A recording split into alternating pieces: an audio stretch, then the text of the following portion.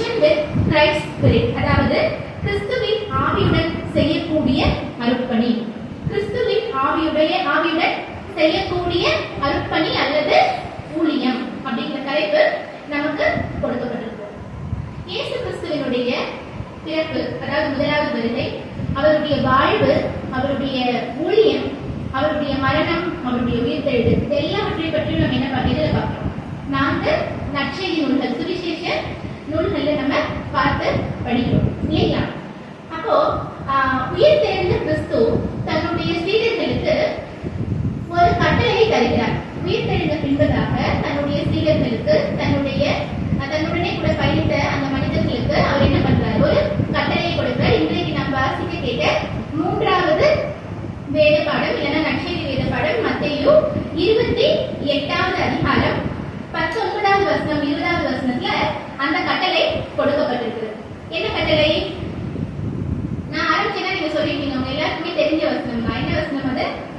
நீங்கள் புறப்பட்டு போய் சகல ஜாதிகளையும் சீஷராக்கி பிதா, குமாரன், பரிசுத்த ஆவியினாலே அவர்களுக்கு ஞான ஸ்நானம் கொடுங்கள். அப்போ அது என்ன கட்டளை, என்ன இவர்கள் செய்ய வேண்டும் அப்படிங்கறத 19வது வசனத்துல சொல்லிட்ட ஆண்டவர் ஏன் செய்ய வேண்டும் அப்படிங்கறத 20வது வசனத்துல சொல்றாரு. வாசிங்க.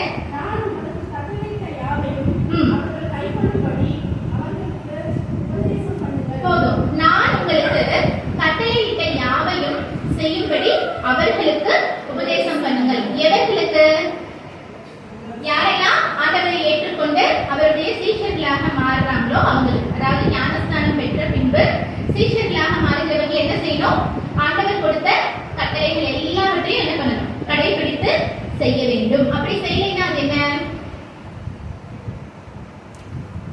அப்படி ஆண்டவர் சொன்ன கட்டளைகளையும் கற்பனைகளையும் கைப்பிடிக்கலன்னா, செய்யலைன்னா அதுதான் என்ன? பாவம். சரி, பாவம். அப்போ நம்ம முதலாவது ஆண்டவரிடத்திலே நம்ம என்ன பண்ணணும்? ஞானஸ்நானத்தை பெற்றுக்கொள்ள வேண்டும். அதன் பின்பு அவர்களுடைய சீஷர்களாக மாறி என்ன பண்ணணும்? அவர் கொடுத்திருக்கிற கட்டளைகளையும் கற்பனைகளையும் கை கொள்ள வேண்டும் அப்படிங்கிறது தான் அந்த வசனம். இதை செய்யும்படி நீங்கள் போய் அவர்களுக்கு சொல்லுங்கள் அப்படின்னு சொல்றாரு இல்லையா? அதுதான் ஆண்டவர் இந்த உலகத்திலே மக்களுக்கு கொடுத்திருக்கிற அருட்பணி, அல்லது எப்படி சொல்லலாம், நமக்கு தெரிஞ்ச பாஷையில சொல்லணும்னா ஊழியம் அப்படின்னு சொல்லலாம். அப்போ இந்த கட்டளை அப்படிங்கிறதுலதான் ஆண்டவருடைய ஊழியம் என்ன அப்படிங்கிறது நமக்கு தெரிந்திருக்கிறது. இப்போ இந்த உலகத்துல பாத்தீங்க அப்படின்னா நிறைய மனிதர்கள், தனி மனிதர்களாகவும் சரி, திருச்சபையாகவும் சரி, ஸ்தாபனங்களாகவும் சரி என்ன பண்றாங்க? ஊழியம் செஞ்சுட்டே தான் இருக்கிறாங்க.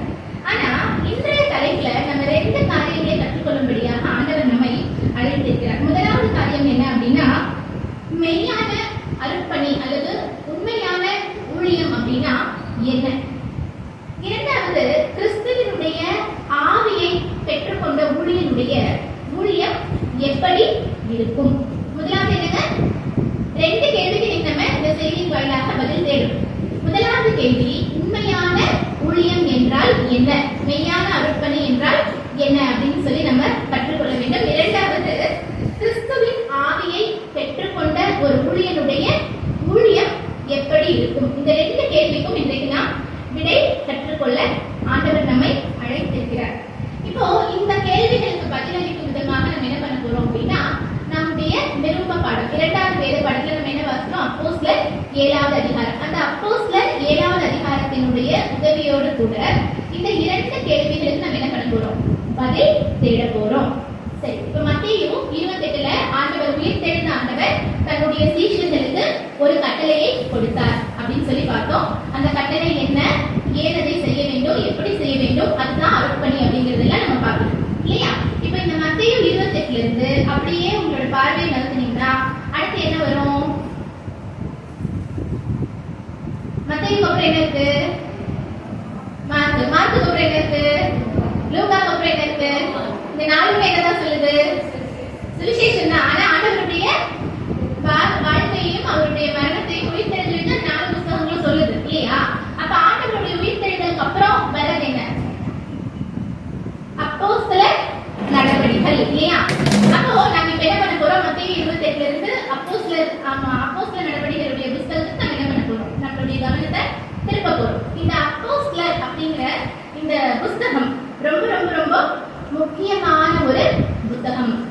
சரிங்களா? இந்த 4 சுவிசேஷ நூல்கள்ல ஆண்டவருடைய வாழ்க்கையும் மரணத்தையும் உயிர்த்தெழுதலையும் குறித்து நம்ம பார்க்கிறோம். ஆனா ஆண்டவருடைய உயிர்த்தெழுதலுக்கு பின்பதாக நடந்த காரியங்கள் என்ன அப்படிங்கறத எங்கதான் பார்த்து தெரிஞ்சுக்க முடியும்? அப்போஸ்தலர் நடவடிக்கையில தான் பார்த்து தெரிந்து கொள்ள முடியும். சரி, இப்போ இந்த அப்போஸ்தலர் 7ஆம் அதிகாரத்தை நம்ம முழுமையா புரிஞ்சுக்கணும் அப்படின்னா அதுக்கு இந்த அப்போஸ்தலர் நடவடிக்கைகள் புத்தகத்தை பத்தி சில காரியங்கள் நமக்கு தெரிஞ்சுக்கணும். சரியா? இந்த அப்போஸ்தலர்ல எத்தனை அதிகாரங்கள் இருக்கு பார்த்து சொல்லுங்க.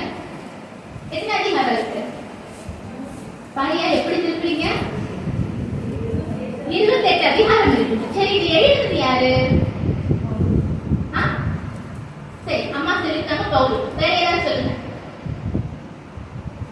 இதை எழுதினவர் யாருன்னு பாத்தீங்க அப்படின்னா இந்த நூலுடைய ஆசிரியர். அப்போஸ்தலர் நடவடிக்கைகள் அப்படிங்கிற இந்த நூலுடைய ஆசிரியர் யாரு அப்படின்னு பாத்தீங்கன்னா லூக்கா. சரியா? எப்படி நமக்கு தெரியும் பாத்தீங்கன்னா வாசிங்க அப்போஸ்தலர் 1ஆம் அதிகாரம் முதல் வசனம் வாசிங்க. தெயோபிலுவே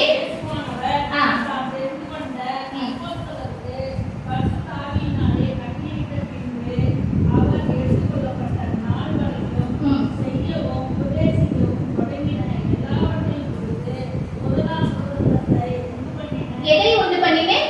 முதலாம் பிரபந்தத்தை உண்டு பண்ணினேன். அந்த முதலாம் பிரபந்தம் என்னங்க? லூக்கா நற்செய்தி நூல். இப்ப லூக்கா 1ஆம் அதிகாரம் முதல் வசனத்தை வாசிங்க. லூக்கா 1ஆம் அதிகாரம் முதல் வசனம் வாசிங்க. மகாகணம் பொருந்திய தெயோபிலுவே. இந்த தெயோபிலுமோ நம்ம அப்போஸ்தலர் 1ஆம் அதிகாரம் 1ஆம் வசனத்துல வாசிக்கிற தெயோபிலுமோ ஒரே நபர். ஆங்கிலத்துல தியோபிலஸ் அப்படின்னு சொல்லி சொல்லுவாங்க. நம்ம பிள்ளைங்களுக்கு அந்த பேர் கூட இருந்துச்சு. இந்த ஒரு மனிதனுக்கு இயேசு கிறிஸ்துவுடைய வாழ்க்கையை குறித்து சொல்லணும் அப்படிங்கிறதுக்காக தான் லூக்கா என்ன பண்றாரு? லூக்கா நற்செய்தி நூலை எழுதுறாரு. சரியா? அதே லூக்கா தான் என்ன பண்றாரு? இந்த அப்போஸ்தலர் நடவடிக்கைகளையும் பார்த்து கவனமா எழுதுறாரு. சரியா? அப்போ இந்த புத்தகம் யாருக்காக எழுதப்பட்டது? தியோபிலுக்காக எழுதப்பட்டது. ஆனா அவருக்காக மாத்திரமல்ல, உங்களுக்காகவும் எனக்காகவும் அந்த நூலை ஆண்டவர் எழுதும்படி, லூக்காவை எழுதும்படி செய்திருக்கிறார். இல்லையா? அப்போ அந்த நூலுக்குரிய வாசிப்பாளர்கள் யார்? ஆடியன்ஸ் யார்? நானும் நீங்களும் தான். இன்றைய பார்வையில பார்க்கும்போது தியோபிலு தான். ஆனா நமக்காகவும் அந்த நூல் கொடுக்கப்பட்டிருக்கிறது. சரி, இந்த அப்போஸ்தலர் நடவடிக்கைகள்ல என்ன இருக்குது? நம்ம இந்த 28 அதிகாரங்கள் இருக்குது நம்ம பார்த்துக்கணும். சரியா? ஏன் இந்த நூல் ரொம்ப முக்கியமான நூல் அப்படின்னா ஆதி திருச்சபை எப்படி ஸ்தாபிக்கப்பட்டது, ஆதி திருச்சபையில என்ன காரியங்கள் எல்லாம் நடந்தது, இயேசு கிறிஸ்துவுடைய உயிர்த்தெழுதலுக்கு பின்பதாக இந்த சபை எப்படி இந்த உலகத்திலே ஸ்தாபிக்கப்பட்டது, இது எல்லாமே நம்ம முதலாவது பார்க்கிற வரலாற்று நூல் எது அப்படின்னு பாத்தீங்க அப்படின்னா அப்போஸ்தலர் நடவடிக்கைகள். இந்த அப்போஸ்தலர் நடவடிக்கைகள்ல கிட்டத்தட்ட பாத்தீங்கன்னா 28 அதிகாரம் இருக்கு. அப்போ இதை நம்ம எப்படி புரிஞ்சுக்கணும்னு பாத்தீங்கன்னா முதல் 12 அதிகாரம் வந்து சபை வரலாறு, சபை எப்படி ஸ்தாபிக்கப்பட்டது அப்படிங்கிறதுடைய வரலாறு. அடுத்தது 13ஆம் அதிகாரத்திலிருந்து 28ஆவது அதிகாரம் வரைக்கும் பாத்தீங்க அப்படின்னா பவுலுடைய ஊழியத்தை குறித்து அந்த பகுதியில நம்ம முழுவதுமா வாசிப்போம். முதல் 12 அதிகாரம் என்ன வாசிக்கிறோம்? சபை வரலாறு. தூங்கிட்டீங்களா? தூங்கப்படாது. சபை வரலாறு. அப்ப கடைசி 13ல இருந்து 28 வரைக்கும் என்ன வாசிக்கிறோம்? பவுலுடைய ஊழியத்தை குறித்து நம்ம வாசித்து தெரிந்து கொள்றோம். இப்போ மத்தேயு 28ல ஆண்டவர் வந்து தன்னுடைய சீஷர்களுக்கு ஒரு கட்டளையை கொடுத்தாருன்னு பார்க்கிறோம். அப்படியே வந்தீங்க அப்படின்னா அப்போஸ்தலர் 1ஆம் அதிகாரத்துல என்ன சொல்றாரு? நீங்க எங்கேயும் போகாம இதே இடத்துல தங்கி மேல் வீட்டுல என்ன பண்ணுங்க? ஜெபம் பண்ணி கொண்டிருங்க. எருசலேமில் தங்கி இருக்கும்படி ஆண்டவர் சொல்றாரு. அதுக்கப்புறம் என்ன ஆகுது? அப்போஸ்தலர் 2ஆம் அதிகாரத்துல ஒரு முக்கியமான சம்பவம் நடந்தது. என்ன சம்பவம்? என்ன சம்பவம் நடக்குது? பரிசுத்த ஆவியானவர் ஊற்றப்படுறார். பெந்தெகோஸ்தே நாள்ல பரிசுத்த ஆவியானவர் ஊற்றப்படுகிறார் அப்படின்னு சொல்லி நம்ம பார்க்கிறோம். அப்போ அங்க வந்து என்ன பண்றாரு? பேதுரு ஒரு பெரிய பிரசங்கத்தை பண்றாரு. அதன் முடிவுல எவ்வளவு பேர் ரட்சிக்கப்படுறாங்க? 3000 பேர் ரட்சிக்கப்படுறாங்க. அப்போ அந்த இடத்துல சபை அப்படிங்கிறது, ஆண்டவருடைய சபை அப்படிங்கிறது ஆரம்பமானதை நம்ம பார்க்க முடியும். சரியா? அப்படியே நீங்க அப்போஸ்தலர் 3ஆம் அதிகாரம் 4ஆவது அதிகாரம் இதெல்லாம் வாசிச்சு பாத்தீங்க அப்படின்னா ஊழியம் எப்படியா நடந்தது, சபை எப்படி பெருகிட்டு அப்படின்னு சொல்லி பார்க்க முடியும். அப்போஸ்தலர் 2ஆம் அதிகாரத்துல 3000 பேர் சேர்க்கப்பட்டார்கள் அப்படின்னு. நீங்க அப்போஸ்தலர் 4வது அதிகாரம் 5வது அதிகாரம் வரும் பொழுது 5000 பேர் ஆண்டவரை ஏற்றுக்கொண்டார்கள், அவர்கள் சபையிலே சேர்ந்தார்கள் அப்படிங்கறதெல்லாம் நம்ம வாசிக்கணும்.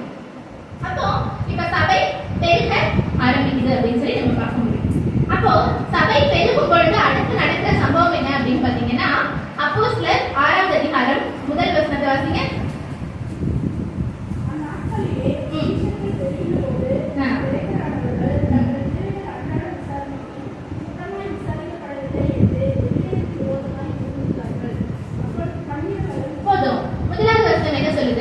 சீஷர்கள் பெருகின போது, அதாவது சபையிலே ஆட்கள் 3000 5000 சேர்ந்துட்டே வரும் பொழுது அவர்கள் எல்லாத்தையும் பொதுவாக வைத்து அனுபவித்தார்கள். சபையில பந்தி விசாரணை நடந்தது அப்படின்னு சொல்லி நம்ம பார்க்கிறோம். பந்தி விசாரணைனா என்ன? எல்லாரும் பொதுவாக வச்சு எல்லாத்தையும் என்ன பண்றாங்க? சாப்பிடுறாங்க. அப்போ சாப்பாடு தான் என்னைக்குமே பிரச்சனை தான், இல்ல அன்னைக்கும் பிரச்சனை தான், இன்னைக்கும் பிரச்சனை தான்.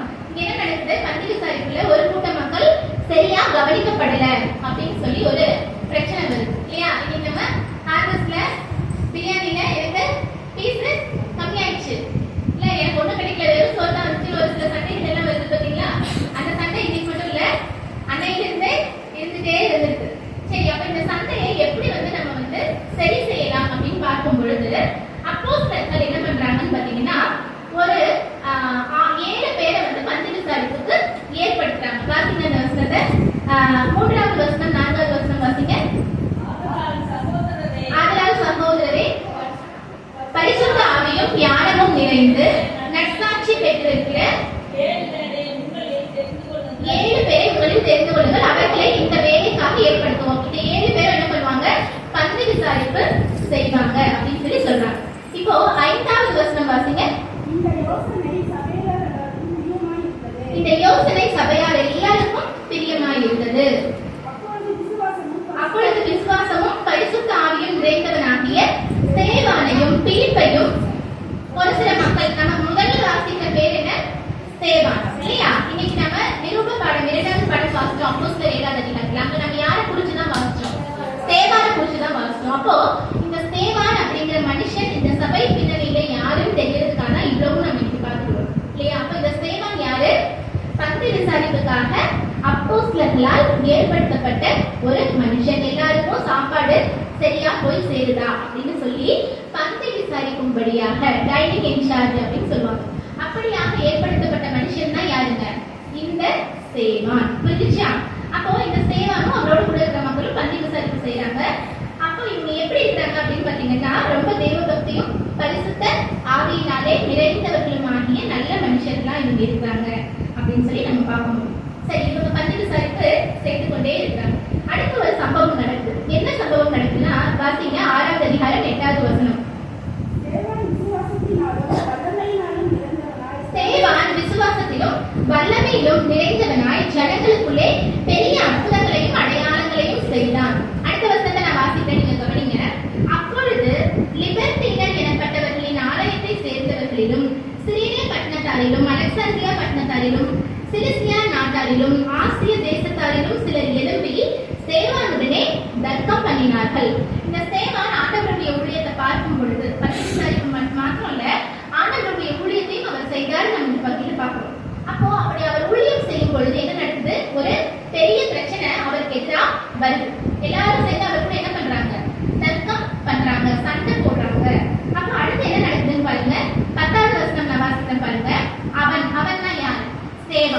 ஸ்தேவான் பேசின ஞானத்தையும் ஆவியையும் எதிர்த்து நிற்க அவர்களால் கூடாமல் போயிற்று.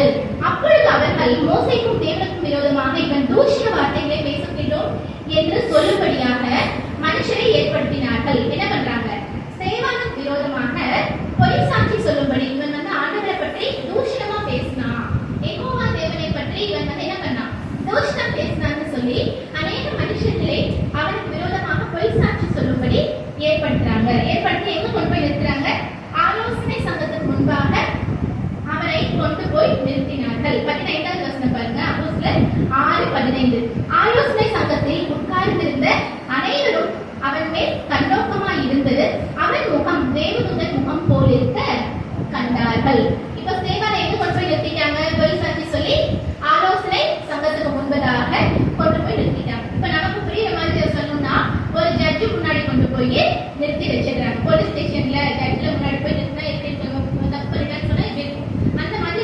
ஸ்தேவான நிறுத்திடுறாங்க. ஆனா ஸ்தேவான் என்ன தப்பு செய்யறாரு? அவர் ஒரு தப்பும் செய்யல. ஆண்டவருடைய ஊழியத்தை தான் பார்த்துட்டு இருக்கிறார்.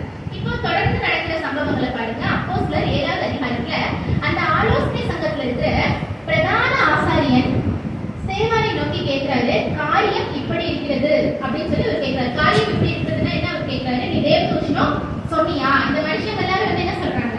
நீ வந்து தேவதூஷணம் சொன்ன, நசரேயனாகிய இயேசு கிறிஸ்து தான் தேவன் நீ சொல்லிட்டு இருக்கிறேன்னு சொல்றாங்க, இது என்ன அப்படின்னு சொல்லி பிரதான ஆசாரியர்கள் என்ன பண்றாங்க? பிரதான ஆசாரியன் கேட்கிறான். யாருக்கிட்ட? ஸ்தேவான்கிட்ட கேட்கிறான்.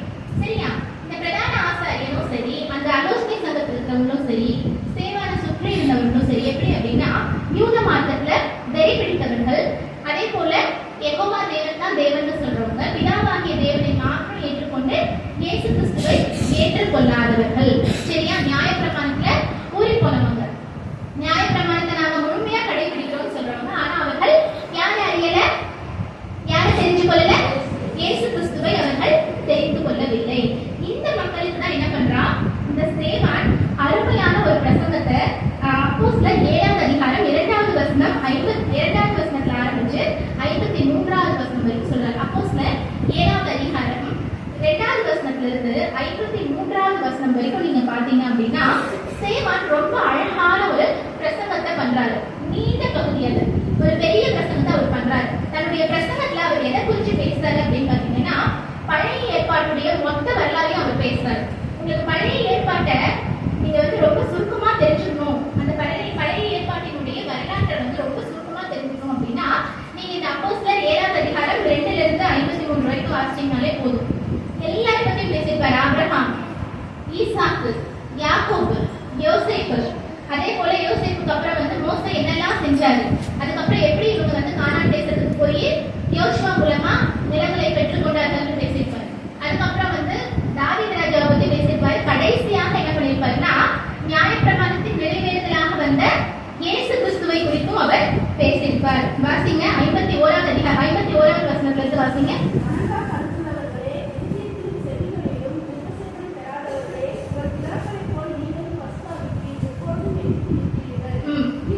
தீர்க்கதரிசிகளில் யாரை உங்கள் பிதாக்கள் துன்பப்படுத்தாமல் இருந்தார்கள்?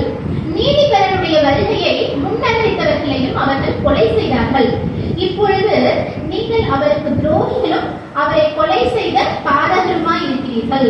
தேவதூதரை கொண்டு நீங்கள் நியாய பிரமாணத்தை பெற்றிருந்தும் அதை கை கொள்ளாமல் போனீர்கள் என்றான். இவர் படித்து சொல்றாரு, பழைய ஏற்பாட்டினுடைய வரலாறு, நம்முடைய முற்பிதாக்களினுடைய வரலாறு இப்படி இருக்குது. தாவீதினுடைய வழியிலே அரசாளுகிறவராக யார் வர்றாரு? இயேசு கிறிஸ்து வர்றாரு. அவர் தான் நம்முடைய மீட்பர்னு சொல்லி இந்த நியாயப்பிரமாணம் சொல்லுது.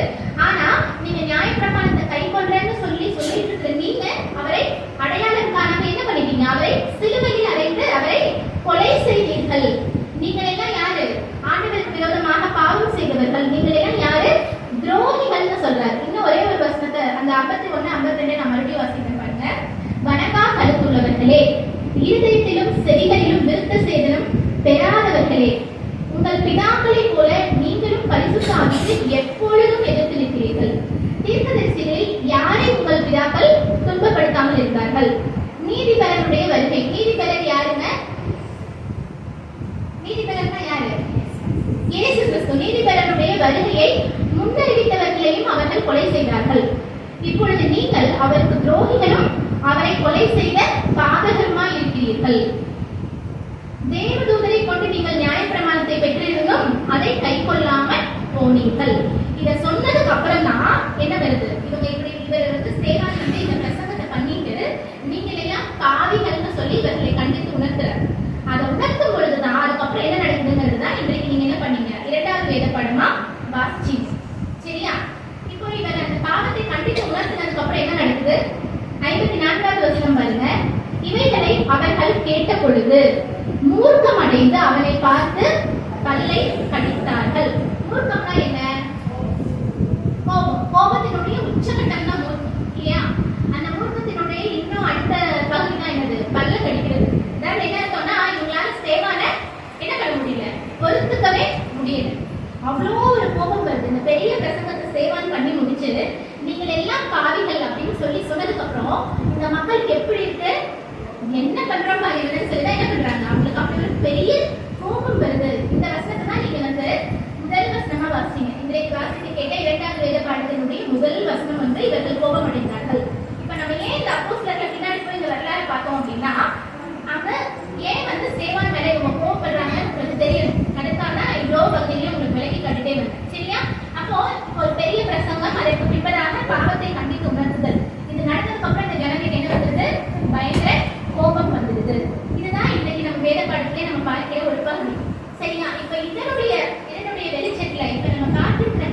வார்த்தையினுடைய வெளிச்சத்துல நம்ம இந்த பிரசங்கத்தினுடைய துவக்கத்துல 2 கேள்விகள் கேட்டோம் இல்லையா? முதல் கேள்வி என்ன? உண்மையான ஊழியம் என்றால் என்ன? உண்மையான ஊழியம் எது? அப்போ அந்த கேள்விக்கு என்ன பதில் இருக்க முடியும் அப்படின்னா, அதாவது இப்ப நம்ம ஸ்தேவானுடைய வாழ்க்கையை பார்த்துட்டு இருக்கோம். அப்போ அந்த ஸ்தேவானுடைய வாழ்க்கையிலிருந்து நம்ம பார்க்கக்கூடிய விஷயம் என்னன்னா 2 விஷயம் தான். உண்மையான ஊழியம் எது அப்படின்னு பாத்தீங்கன்னா ஸ்தேவான் செய்தது. அவர் என்ன செஞ்சாரு?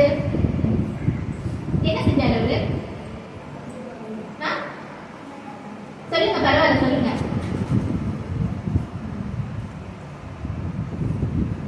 சரி, நான் சொல்றேன், உங்க பிள்ளைக்கு சொல்றேன். உங்களுக்கு ஏற்கனவே தெரியும், உங்களுக்கு வார்த்தையில் போட தெரியல, அவ்வளவுதான். சரியா? ஸ்தேவான் 2 காரியத்தை தான் செய்யறாரு. அப்போஸ்தலர் 7ஆம் அதிகாரம் 2ஆம் வசனத்திலிருந்து 53ஆம் வசனம் வரைக்கும் அவர் ஒரு பெரிய பிரசங்கத்தை பண்ணாருன்னு சொன்னேன். அவருடைய பிரசங்கம்ங்கிறது வேற எதுவும் கிடையாது. இதுதான் பழைய ஏற்பாட்டினுடைய வரலாற்றை தான் அவர் சொல்றாரு இல்லையா? அப்படின்னா அவர் என்ன செஞ்சிருக்காரு? வேத வாக்கியங்களை எடுத்து உரைத்திருக்கிறார். இந்த வேதாகமத்தினுடைய காரியங்களை தான் அவர் என்ன பண்றாரு? அந்த பிரசங்கத்தை பயன்படுத்தி இந்த மக்கள் எல்லாரும் அந்த வரலாற்றை நினைவு கூறும்படி, வேத வாக்கியங்களை நினைவு கூறும்படி அவர் செய்தார். அதுதான் அவர் செஞ்ச முதல் காரியம். சரியா? அப்போ இவர் என்ன பண்றாரு? இந்த மக்கள் ஒரு கூட்டாளத்தில் இருக்கிறாங்க. நியாயப்பிரமாணம் எங்களுக்கு தெரியும்னு சொல்லிட்டு இருக்கிறாங்க. ஆனா அவர்களுக்கு நியாயப்பிரமாணத்தினுடைய உண்மை தெரியல. அப்போ சரி, இவர்களுக்கு எப்படியாவது விலகி காட்டணும்னு சொல்லி அவர் என்ன பண்றாரு? பழைய ஏற்பாட்டினுடைய காரியங்களை, தோரான்னு சொல்லுவாங்க யூதர்கள். இந்த வார்த்தை நீங்க கேள்விப்பட்டிருப்பீங்க, நானும் ஏற்கனவே உங்களுக்கு நிறைய டைம் சொல்லியிருக்கேன். அப்ப அந்த தோரா அப்படிங்கிற அந்த யூதர்களுடைய வரலாறு என்ன? பிதாவாகிய தேவன் இவற்றையெல்லாம் செஞ்சாரு. அப்ப முற்பிதாக்களுடைய வரலாறு என்ன? அந்த நியாயப்பிரமாணத்தின் நிறைவேறுதலாக கிறிஸ்து பூமிக்கு வந்தார். ஆனா நீங்க அவங்களை ஏற்றுக்கல. அதுதான் அவர் சொன்னார். அப்போ அவர் என்ன பண்ணிருக்காரு? வேத வாக்கியங்களை விலக்கி காட்டி மக்களுடைய இதயத்தை வேத வாக்கியங்களை பார்க்கும்படி செஞ்சதுதான் ஸ்தேவான் என்ன பண்றாரு? முதலாவது செய்த காரியம். நான் சொல்றது உங்களுக்கு புரிஞ்சுச்சா? மக்களுடைய கவனத்தை வேதாகமத்தை நோக்கி அவர் திருப்புறார். அதாவது தோராவை நோக்கி, வேத வசனங்களை நோக்கி அவர் திருப்புறார். அதான் அவர் செஞ்ச முதல் காரியம். 2வது காரியம் அவர் என்ன செய்யறாரு அப்படின்னா, அவர்களுடைய பாவத்தை, அவர்களுடைய தவறை அவர் என்ன பண்றாரு? அந்த ஜனங்களுக்கு விலக்கி காட்டுறாரு. சரியா? நீ எல்லாம் யூதன், நீ பிரதான ஆசாரியன்னு சொல்றவங்க, நியாயப்பிரமாணத்தை முற்றிலுமா கடைபிடிக்கிற யூதர்கள் வைராக்கியமானவர்கள் நீ உன்னை குறித்து சொல்ற. ஆனா பாரு, உனக்கு நியாயப்பிரமாணமும் தெரியல, நியாயப்பிரமாணத்தை நிறைவேறுதலாக வந்த கிறிஸ்துவும் தெரியல. நீங்க என்ன பண்ணிட்டீங்க? அவரை கொலை பண்ணிட்டீங்க. நீங்க எல்லாம் யாரு? பாவிகள். நீங்க எல்லாம் ஆண்டவருக்கு துரோகிகள்னு சொல்லி ஒரு கண்டித்து உணர்த்துகிற ஒரு காரியத்தை, பாவத்தை குறித்து அவர் என்ன பண்றாரு? கண்டித்து உணர்த்துகிறார் இல்லையா? இந்த ஸ்தேவான் இந்த இடத்துல செஞ்சது 2. ஒண்ணு, வேதாகமத்தை, வேத வாக்கியங்களை எடுத்துரைக்கிறார். அதன் வாயிலாக அந்த வேத வாக்கியங்கள் மூலமாவே இந்த ஜனங்களுடைய பாவம் என்ன அப்படிங்கிறத சொல்றார். அப்போ உண்மையான அருட்பணினா எது அப்படின்னு பாத்தீங்கன்னா இதுதான். சரியா? ஒரு அருட்பணி, ஒரு ஊழியம் எப்படி இருக்கணும் அப்படின்னா, மக்களுடைய இதயத்தை ஆண்டவருடைய வார்த்தைகளுக்கு நேரா திருப்பணும்.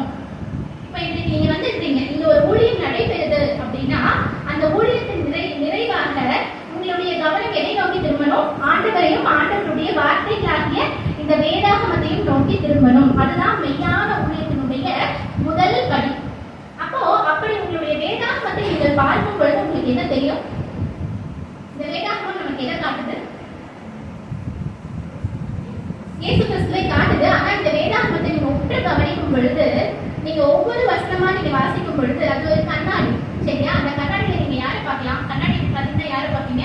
உங்களுடைய நிலையில தான் பார்க்க முடியும். இந்த வேதாகமத்தை நம்ம திருப்பி பார்க்கும் பொழுது நாங்க எவ்வளவு ஒரு பாவியான ஒரு மனுஷி அப்படின்னு காமிக்கிறது தான் இந்த வேதாகமம். அப்போ உண்மையான ஒரு ஊழியம்னா என்னன்னு பாத்தீங்க அப்படின்னா, முதலாவது வேதாகமத்தை நோக்கி, ஆண்டவருடைய வார்த்தைகளை நோக்கி மக்கள் திருப்பப்பட வேண்டும்.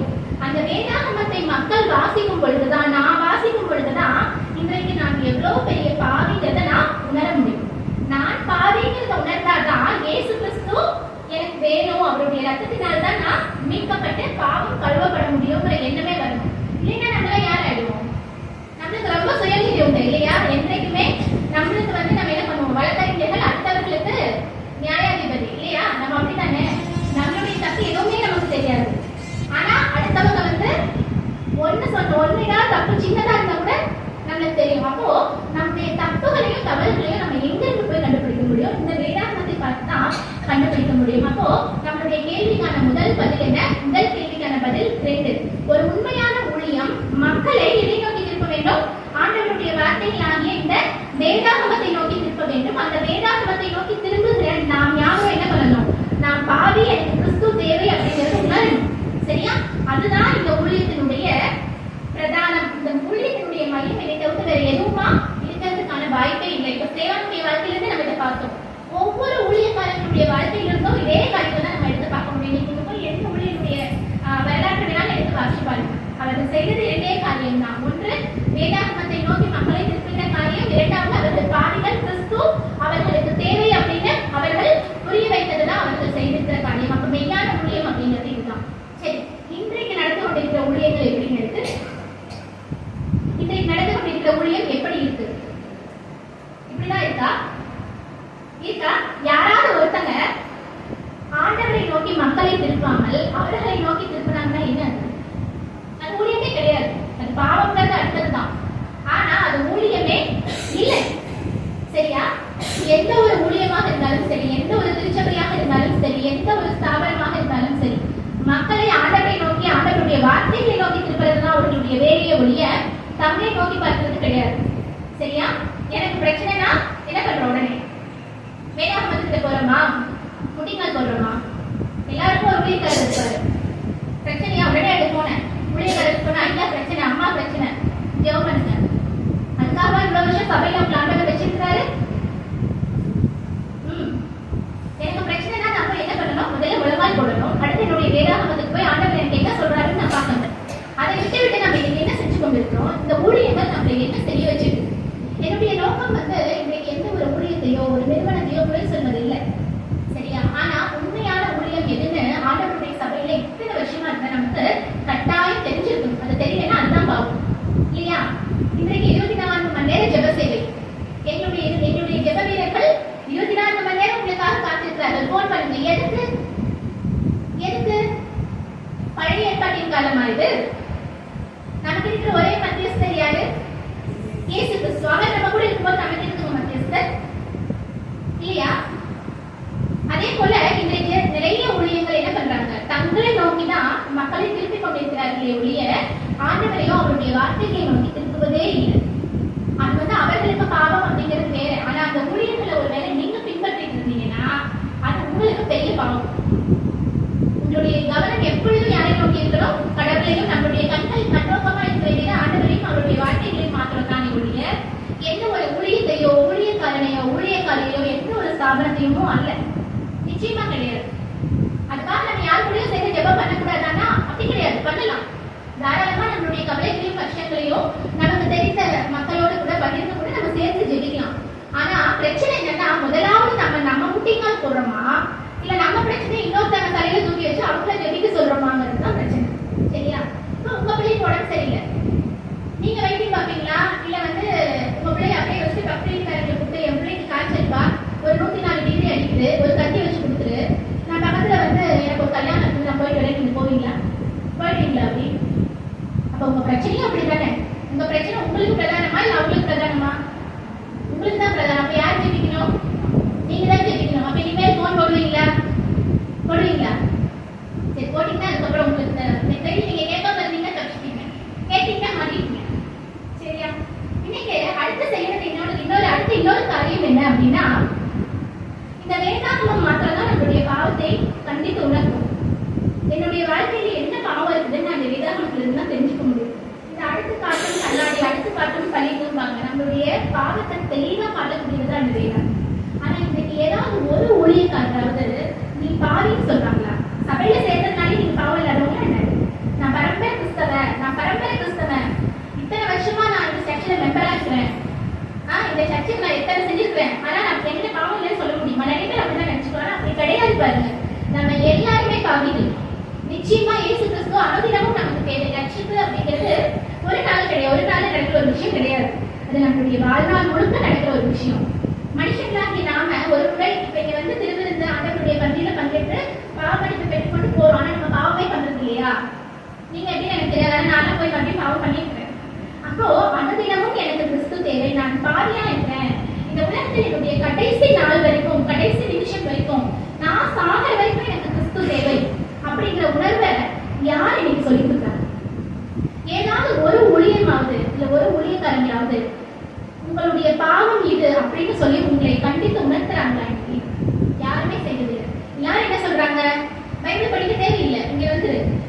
உட்காந்து துதி ஆராதனை செய்வோம்.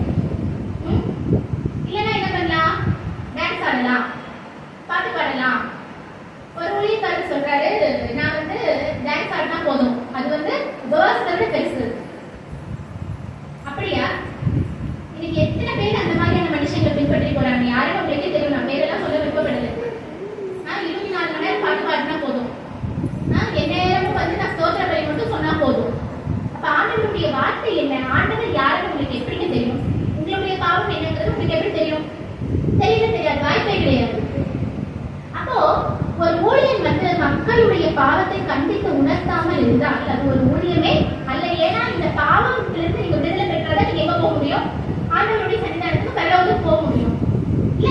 அப்போ நீங்க வந்து அந்த ஒரு காரியம் இந்த சபையில நடக்காம, ஆண்டவரை நோக்கி உங்களை திருப்பாம, உங்களுடைய பாவத்தை வந்து உங்களுக்கு உணர்த்தாம இருந்தா அது ஒரு எப்படி ஒரு மெய்யான ஊழியமா இருக்க முடியும்?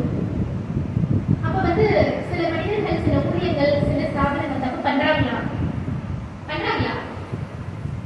பண்றாங்க. எந்த ஒரு ஊழியமோ, எந்த ஒரு ஊழியனோ, எந்த ஒரு ஸ்தாபனமோ ஆண்டவரை நோக்கி, இந்த வேதாகமத்தை நோக்கி உங்களுடைய கண்களை திருப்பல, தன்னை நோக்கி திருப்புறாங்கன்னா அது நிச்சயம் பாவம், அது ஒரு உண்மையான ஊழியம் கிடையாது. அதே போல உங்களுடைய பாவத்தை கண்டித்து உணர்ந்து நீ திருந்து, இந்த இடத்துல உங்கள்கிட்ட தப்பு இருக்குன்னு சொல்லாத ஊழியம் மெய்யான ஊழியம் கிடையாது. நம்மளாம் ரொம்ப பாவம் இல்லை இன்னைக்கு இருக்கிற ஜனங்க, ரொம்ப பாவம். அடுத்து உங்கள்கிட்ட தான் வரேன். நமக்கும் இன்னைக்கு என்ன பிடிக்கல? நமக்கு இப்ப ஊழியக்காரங்க வந்து ஏதோ ஒண்ணு பண்ணிட்டாங்க நமக்குன்னு சொல்லும் போது நமக்கு அப்படியே குழுவுல இருக்குது, ஐயோ நம்ம பாவம், நம்ம இப்படி பண்ணிட்டாங்களே நமக்கு தோணுது. ஆனா நம்மளாம் எப்படி? நமக்குலாம் என்னதான் தேவை? காது பெரிய பிரசங்கம் தான் தேவை. வேற எதுவும் கண்டித்து உணர்த்துற ஆளா இருந்தா அப்படியே கூப்பிடவே மாட்டோம். ஏதாவது ஒருத்தவங்க ஒண்ணு சொல்லிட்டாங்க, நம்ம முடிஞ்சிடுச்சுன்னா பாருங்க, அடுத்த அந்த பிரச்சனையா கூப்பிட மாட்டாங்க. ஆனா கூப்பிடலைனாலும் கவலை கிடையாது. ஏன்னா ஆண்டவருடைய ஊழியத்தை எங்க வேணாலும் போய் செய்யலாம், உண்மையான ஊழியத்தை செய்யணும், அவ்வளவுதான் இல்லையா? நமக்கு என்ன தேவை? நம்மளுக்கு வந்து நம்மளுடைய நோய் தீரணும், நம்மளுடைய தேவை சந்திக்கப்படணும், அப்படிப்பட்ட ஆண்டவர் தான் நமக்கு தேவை இல்லையா? நீங்க எதுக்காக ஆண்டவர் கிட்ட வந்திருக்கீங்க? எதுக்காக இந்த சபையில் இருக்கீங்க? இருக்கு. ஞாயிற்றுக்கிழமையானா கோயிலுக்கு வரணும், ஆராதிக்கணும், அதுக்கா? இல்ல கல்யாணம் பண்ணணும், கல்யாணத்தை ரெஜிஸ்டர் பண்ணணும், அதுக்கா? இல்ல நான் செத்துட்டா எனக்கு ஒரு கல்லறை வேணும், அதுக்கா? கிடையாது. இந்த சபையில ஆண்டவர் உங்களை வச்சிருக்கிறது எதுக்காக அப்படின்னா, நித்தியத்திலே உங்களை எவ்வளோடு கூட இணைத்துக் கொள்ளதான் இந்த திருச்சபை. நீங்க வந்து உங்களுடைய மரணத்துக்கு பின்பதாக ஆண்டவரோடு கூட போய் நீங்கள் ஐக்கியப்பட்டு பரலோகத்தில் அவர் கூட வாழணுங்கிறதுக்காக தான் இந்த திருச்சபை. ஆனா அதுக்காக தான் எல்லா ஊழியர்களுமே. ஆனா பாருங்க, நம்ம எப்படி மாற்றி வச்சிருக்கோம் அப்படின்னா, இந்த ஆண்டவரும் சரி, இந்த ஊழியர்களும் சரி, ஊழியக்காரங்களும் சரி, எப்படி இருக்கணும்? நமக்கு காதுக்கு சிறிய பிரசங்கங்களும் இருக்கணும், எதுவுமே பேசக்கூடாது. நம்ம ஆண்டவரையே எப்படி பார்க்கலாம்? ஒரு ஏடிஎம் மெஷின் மாதிரி தான் பார்க்கலாம். ஏடிஎம் மெஷின்ல போய் கார்டு சொல்லுன்னா எப்படி காசு வருதோ அதே மாதிரி இந்த ஆண்டவர்கிட்ட போய் என்ன வந்துடணும்? என் வியாதி சுகமாயிடணும், என் பிள்ளைக்கு கல்யாணம் ஆயிடணும், எனக்கு குழந்தை இல்லை, நான் எனக்கு குழந்தை பிறக்கணும், வீடு இல்லை நான் வீடு கொடுக்கணும், கடன் பிரச்சனை நான் கடன்ல இருந்து தீர்க்கணும், பக்கத்து வீட்டுக்காரங்க கூட சண்டை இருந்தா அவங்கள பார்த்துக்கோங்க ஆண்டவரையும் சொல்லணும். இல்ல இதுக்குதான் நமக்கு ஆண்டவர் தேவையா? நம்ம பாருங்க, ஒரு மேலான ஒரு விஷயத்தை நம்ம வச்சுக்கிட்டு ஒரு நித்தியம் ஆண்டவரோடு கூட நம்ம போய் சேரணுங்கிற ஒரு விஷயத்தை நம்மளுடைய கண்கள் பாருங்க நோக்கி பார்க்கறதே இல்லை.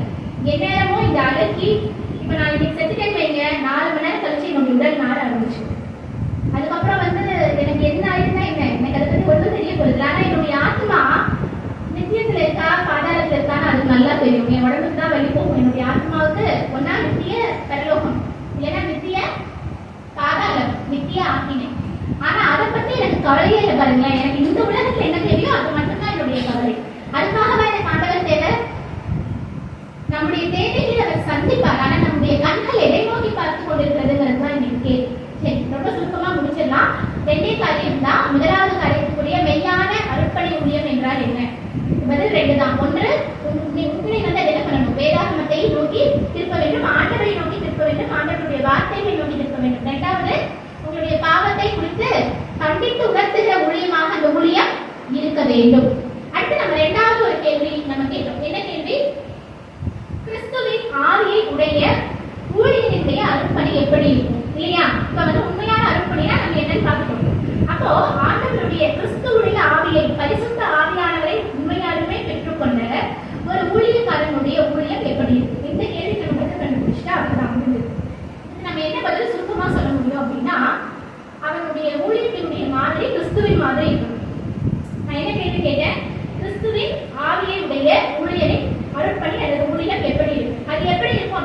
கிறிஸ்துவை மாதிரியாக உள்ளதா இருக்கும். அவ்வளவுதான்.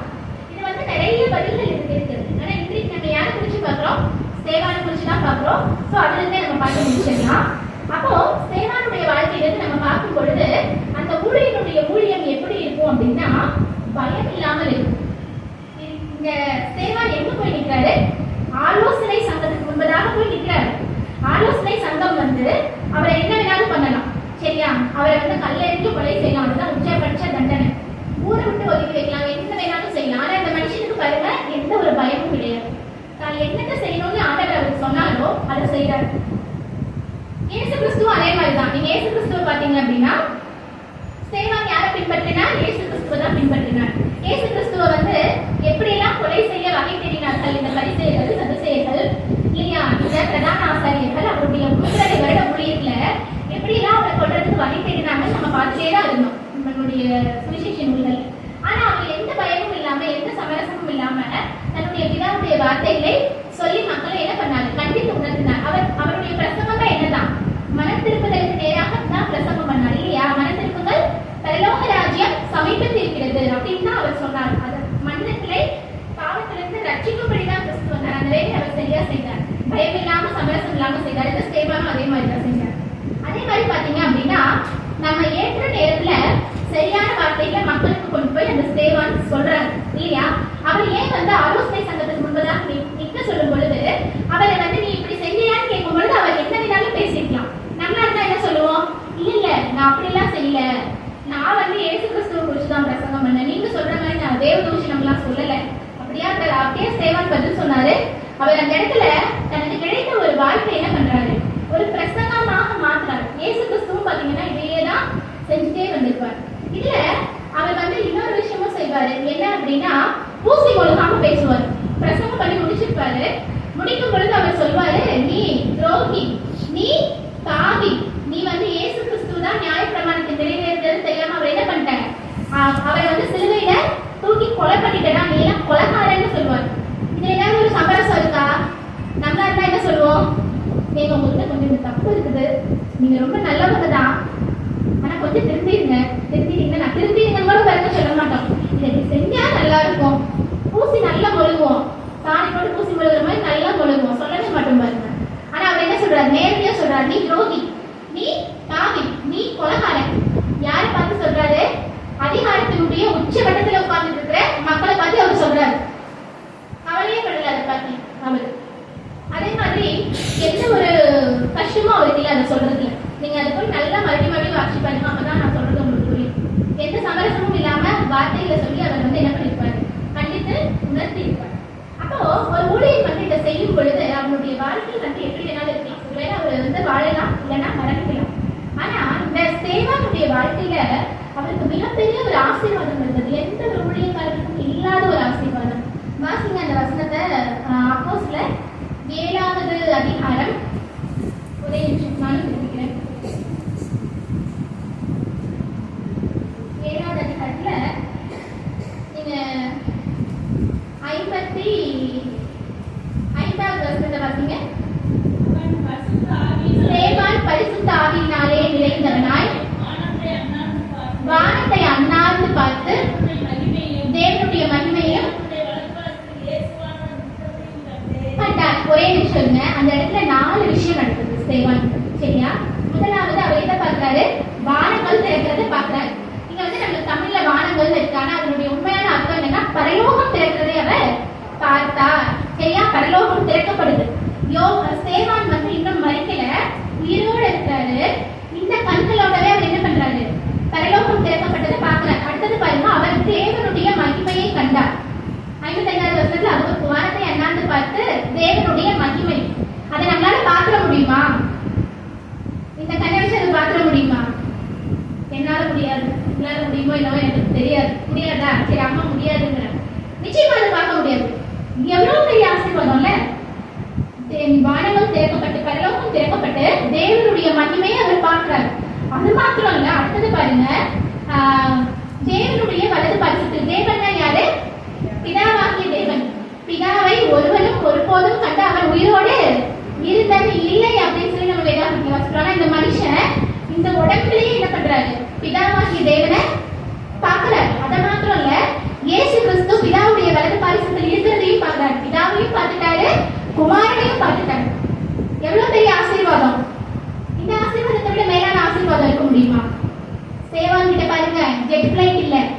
பெரிய வீடு இல்ல, சரியா? நல்ல விளக்கு போட்டு ஒரு ஆயிரக்கணக்கான மக்கள் கூடல. நான் பாரு இவ்வளவு தங்கம் போட்டுட்டு இருப்பேன். இன்னைக்கு நிறைய பேர் தங்கம் போட்டுட்டு சுத்துறாங்க, கிலோ கணக்குல. இதெல்லாம் ஆண்டவர் எனக்கு கொடுத்த ஆசீர்வாதம், செழிப்பின் உபதேசம் சொல்லி நிறைய பேர் தெரியுறாங்க. இதையெல்லாம் தான் இன்னைக்கு இருக்கிற ஊழியர்கள் ஆசீர்வாதம் சொல்றாங்க. இப்போ இன்னைக்கு தான் ஜெட் லைட் இருக்குது, அன்னைக்கு இல்ல. நீங்க கேட்கலாம், இன்னைக்கு ஜெட் லைட் மாதிரி அன்னைக்கு என்ன இருந்ததுன்னா குதிரை ரகங்கள் இருந்தது இல்லையா? தேர் இருக்குது. அதெல்லாமா சேவானுக்கு ஆசீர்வாதமா இருக்குது இல்ல? நீங்க நல்லா பார்க்கலாம், இன்றைய ஊழியக்காரர்கள் எதை ஆசீர்வாதம் சொல்றாங்க, ஆனா உண்மையான ஊழியக்காரர்கள் அவர்களுடைய வாழ்க்கையில பெற்றுக்கொள்ளுகிற ஆசீர்வாதம் என்ன நீங்க இந்த பகுதியில ரொம்ப நல்லா பார்க்கலாம். இன்னைக்கு நிறைய பேர் சொல்றாங்க, நம்மளுடைய ஊழியம் அடுத்த லெவலுக்கு போக போகுது. ஜெட் லைட் வாங்குறோம், ஏரோப்ளைன் வாங்குறோம், சொந்தமா இதெல்லாம் வச்சுக்க போறோம், 4 BMW இன்னும் இருக்கிற பெரிய பெரிய கார்லாம் நாங்க வாங்கிருக்கிறோம் சொல்லி நிறைய பேர் திருக்கிட்டு தான் இருக்கிறாங்க இன்னைக்கு.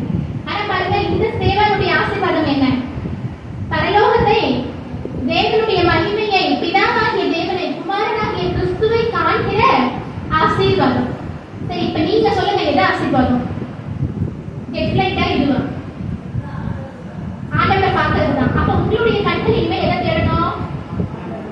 எனக்கு ஒரு வீடு இருந்தா 2 வீடு, அடுத்த ஒரு நிலம், பிள்ளைங்களுக்கு கல்யாணம், பேரம்பேத்தி, அவங்க செட்டில் ஆகுறது, அதுக்கு கொஞ்சம் சேர்த்து வைக்கிறது, இன்னைக்கு வேலையில ப்ரமோஷன், பிள்ளைங்க நல்லா படிக்கிறது, இனிமேல் அதெல்லாம் உங்களோட கவனமா?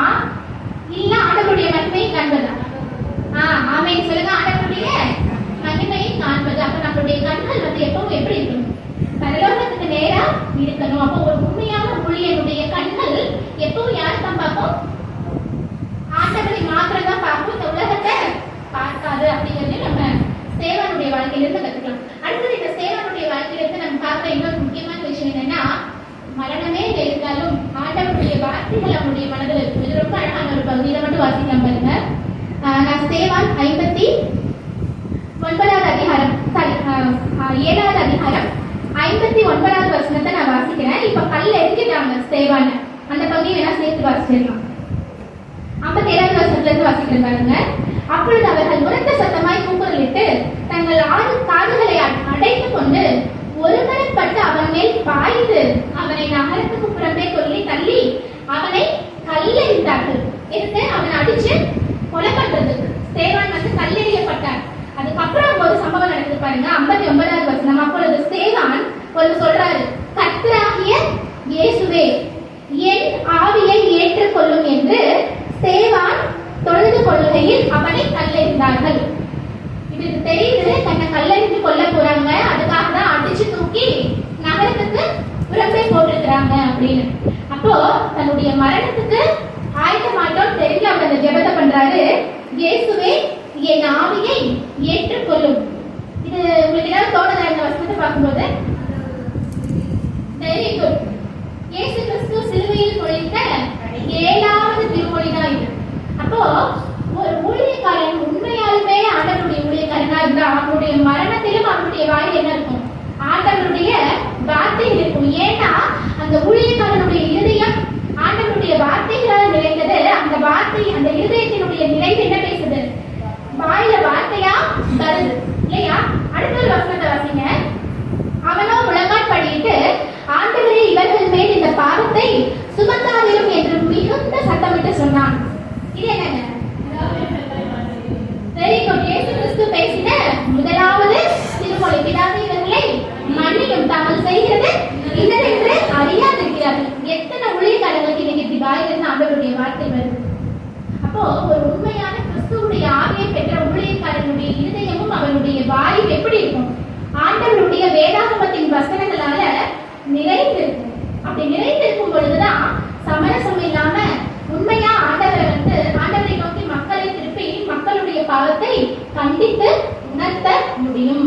அப்போ இந்த சேவான் உண்மையாலுமே ஆண்டவருடைய ஊழியக்காரன், கிறிஸ்துவனுடைய பரிசுத்த ஆவியானவரை பெற்ற ஊழியம் செய்த ஒரு மனுஷன். நம்ம இன்றைக்கும் பாருங்க, இத்தனை வருஷம், கிட்டத்தட்ட 2000 வருஷம் கழிச்சு இன்னைக்கு நம்ம அவரை பத்தி பேசிட்டு இருக்கோம் இல்ல? அப்ப எவ்வளவு ஒரு உன்னதமான ஊழியமான இன்றைக்கு ஊழியர்களும் ஊழியக்காரர்களும் எப்படி இருக்கிறாங்க? கிறிஸ்தவர்களாகிய நாம எப்படி இருக்கிறோம்னு சொல்லி நம்மளை சோதித்து பார்க்க வேண்டும். கடைசியா அந்த வசனம் முடியுது. அதுதான் வசனம், அவன் நித்திரை அடைந்தான். எப்படி எங்க நித்திரை அடைந்த அவர் என்ன அழைப்பார்? அடுத்து சொல்லிட்டு நித்திரை அடைந்தார், முடிஞ்சிடுச்சு, அவ்வளவுதான்.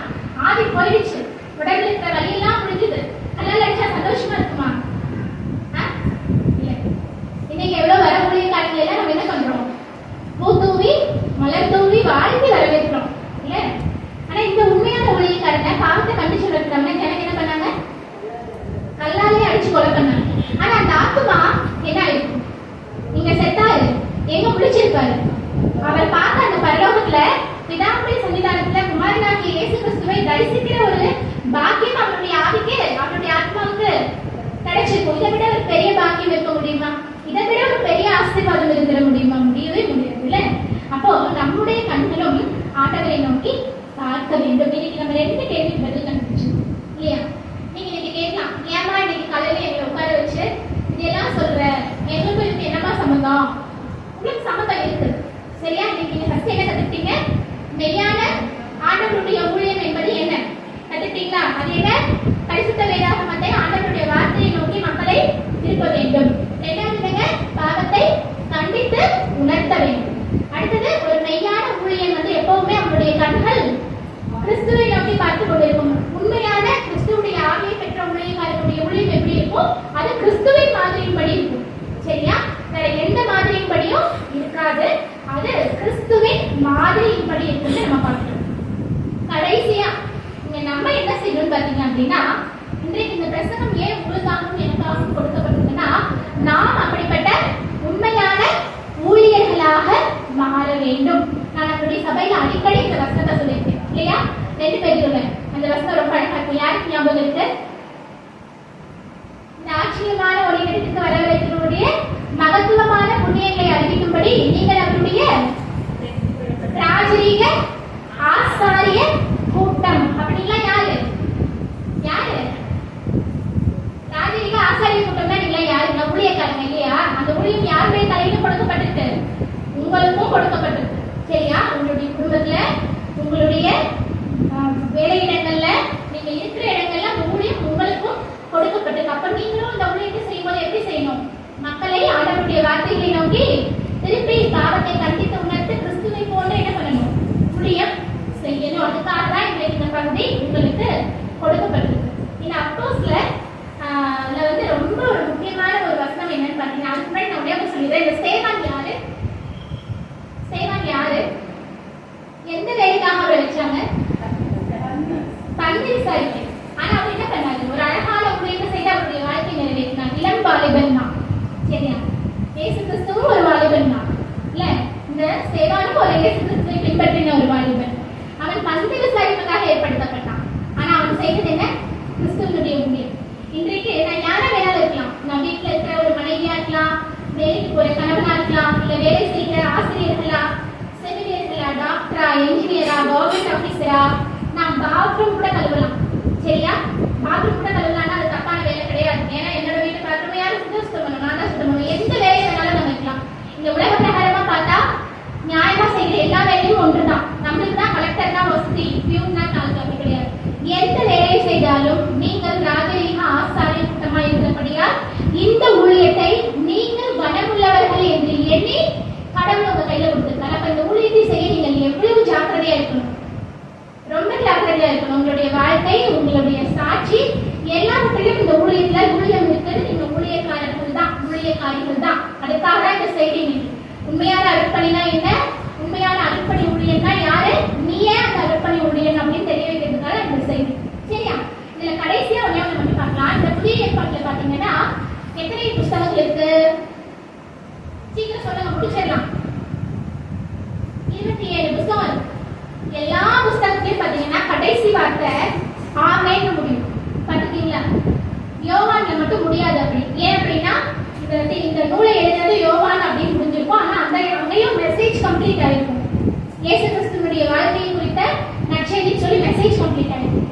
இந்த யோவானை தவிர்த்து மற்ற எல்லா புத்தகமும் பாத்தீங்க அப்படின்னா ஆமென்னு தான் முடியும். யோவானை தவிர்த்து இன்னொரு புத்தகமும் இருக்கு, ஆமென்னு முடிஞ்சிருக்காது. வாசிக்க பார்க்கலாம். அப்போஸ்தலர் 28:31 கடைசி வசனம். நான் 30வது வசனத்தை சேர்த்தே வாசிக்கிறேன் பாருங்க. பவுலுடைய ஊழியம் தான் நம்ம அங்க வாசிக்கிற பகுதி. ஏன்னா அப்போஸ்தலர் 13 இருந்து 28 வரைக்கும் பவுலோட ஊழியம்னு பார்த்தோமா? அப்ப பவுலுடைய ஊழியம் என்ன ஆயிருக்குதுன்னு அடுத்து பார்க்கிறோம். 30வது வசனம் பாருங்க. பின்பு பவுல் தனக்காக வாடகைக்கு வாங்கியிருந்த வீட்டில் 2 வருஷம் முழுவதும் தங்கி தன்னிடத்தில் வந்த யாவரையும் ஏற்றுக்கொண்டு மிகுந்த தைரியத்துடனே தடையில்லாமல் தேவனுடைய ராஜ்யத்தை குறித்து பிரசங்கித்து கர்த்தராகிய இயேசு கிறிஸ்துவை பற்றிய விசேஷங்களை உபதேசித்துக் கொண்டிருந்தான். கொண்டிருந்தாங்கன்னா என்ன நடந்துட்டு இருக்குது, செஞ்சுட்டு இருக்கிறாரு. அங்க ஆமென் இருக்கா? இல்ல. இதுக்கு அடுத்து ரோமர்